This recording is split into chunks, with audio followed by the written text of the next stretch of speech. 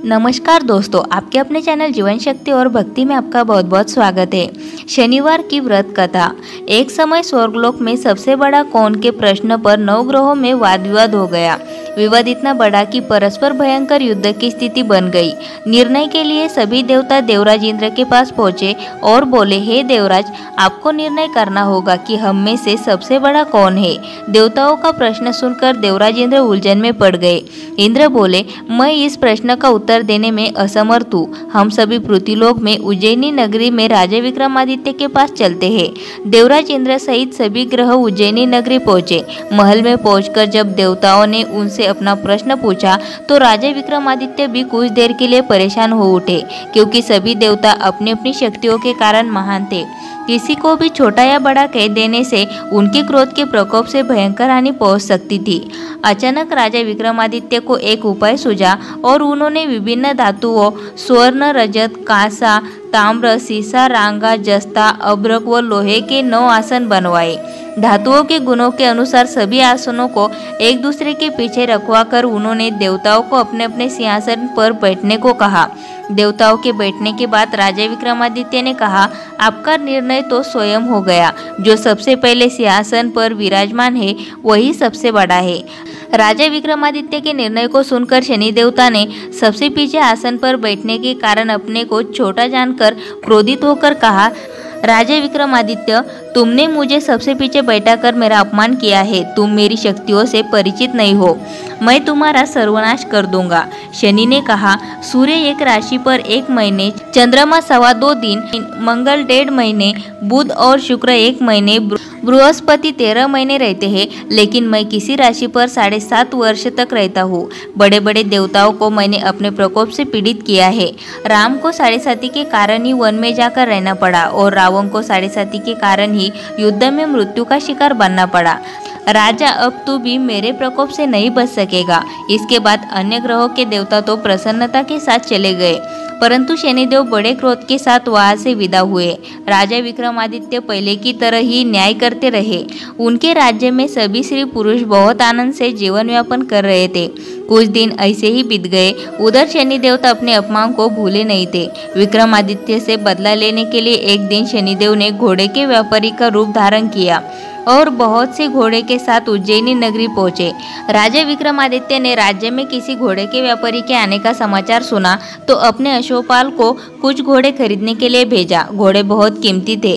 अश्वपाल ने जब वापस लौटकर इस संबंध में बताया तो राजा विक्रमादित्य ने स्वयं आकर एक सुंदर व शक्तिशाली घोड़े को पसंद किया।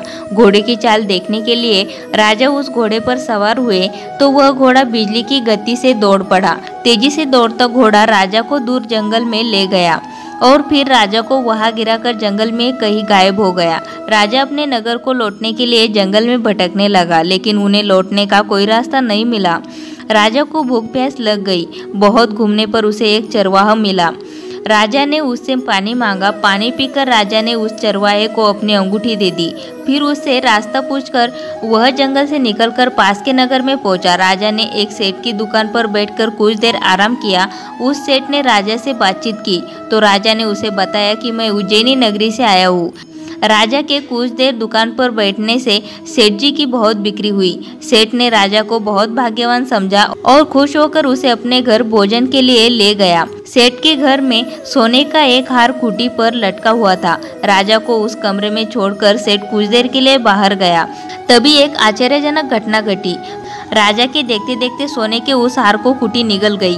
सेठ ने कमरे में लौटकर हार को गायब देखा तो चोरी का संदेह राजा पर ही किया, क्योंकि उस कमरे में राजा ही अकेला बैठा था। सेठ ने अपने नौकरों से कहा कि इस परदेसी को रस्सियों से बांधकर नगर के राजा के पास ले चलो। राजा ने विक्रमादित्य से हार के बारे में पूछा तो उसने बताया कि उसके देखते ही देखते खूंटी ने हार को निगल लिया था। इस पर राजा ने क्रोधित होकर चोरी करने के अपराध में विक्रमादित्य के हाथ पांव काटने का आदेश दे दिया। राजा विक्रमादित्य के हाथ पांव काटकर उसे नगर की सड़क पर छोड़ दिया गया। कुछ दिन बाद एक तेली उसे उठाकर अपने घर ले आया और उसे अपने कोलू पर बैठा दिया। राजा आवाज देकर बैलों को हाँकता रहता।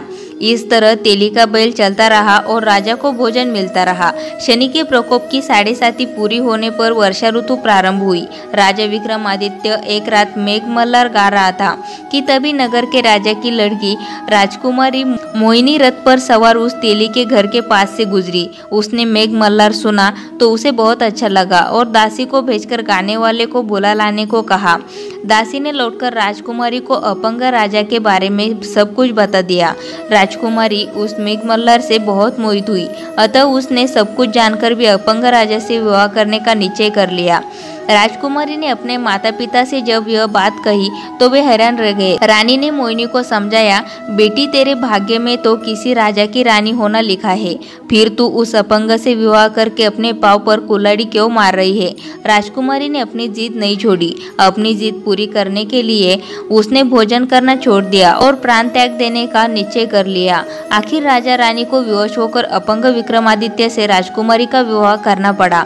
विवाह के बाद राजा विक्रमादित्य और राजकुमारी तेली के घर में रहने लगे। उसी रात स्वप्न में शनिदेव ने राजा से कहा, राजा तुमने मेरा प्रकोप देख लिया, मैंने तुम्हें अपने अपमान का दंड दिया है। राजा ने शनिदेव से क्षमा मांगने को कहा और प्रार्थना की, हे शनिदेव, अपने जितना दुख मुझे दिया है अन्य किसी को न देना। शनिदेव ने कुछ सोचकर कहा, राजा मैं तुम्हारी प्रार्थना स्वीकार करता हूँ। जो कोई स्त्री पुरुष मेरी पूजा करेगा, शनिवार को व्रत करके मेरी व्रत कथा सुनेगा, उस पर मेरी अनुकंपा बनी रहेगी। प्रातःकाल राजा विक्रमादित्य की नींद खुली तो अपने हाथ पांव देखकर राजा को बहुत खुशी हुई। उसने मन ही मन शनिदेव को प्रणाम किया।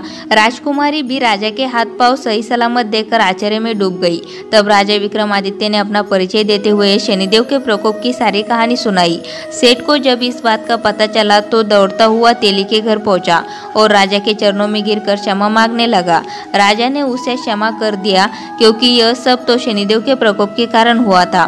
सेठ राजा को अपने घर ले गया और उसे भोजन कराया। भोजन करते समय वहाँ एक आश्चर्यजनक घटना घटी। सबके देखते देखते उस खूंटी ने हार उगल दिया। सेठ जी ने अपनी बेटी का विवाह भी राजा के साथ कर दिया और बहुत से स्वर्ण आभूषण धन आदि देकर राजा को विदा किया। राजा विक्रमादित्य राजकुमारी मोहिनी और सेठ की बेटी के साथ उज्जैनी पहुंचे तो नगरवासियों ने हर्ष से उनका स्वागत किया। अगले दिन राजा विक्रमादित्य ने पूरे राज्य में घोषणा कराई कि शनिदेव सब देवों में सर्वश्रेष्ठ है। प्रत्येक स्त्री पुरुष शनिवार को उनका व्रत करे और व्रत कथा अवश्य सुने। राजा विक्रमादित्य की घोषणा से शनिदेव बहुत प्रसन्न हुए। शनिवार का व्रत करने और व्रत कथा सुनने के कारण सभी लोगों की मनोकामनाएं शनिदेव की अनुकंपा से पूरी होने लगी। सभी लोग आनंदपूर्वक रहने लगे।